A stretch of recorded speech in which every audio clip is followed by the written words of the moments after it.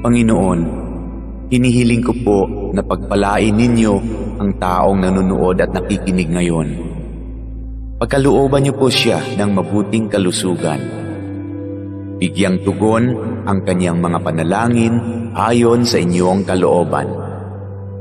Loobin niyo po na magkaroon ng agarang solusyon ang problemang kanyang kinakaharap, lalo na ang problemang pinansyal at problema sa kanyang karelasyon at mga kaibigan. Ilayo niyo po siya sa tukso ng kasalanan at lahat na uri ng kapahamakan. Panatilihin niyo po sa kanyang puso ang pagkakaroon ng malasakit at pagmamahal sa kapwa, katulad ng kanyang pagmamahal sa inyo na aming iisang Diyos.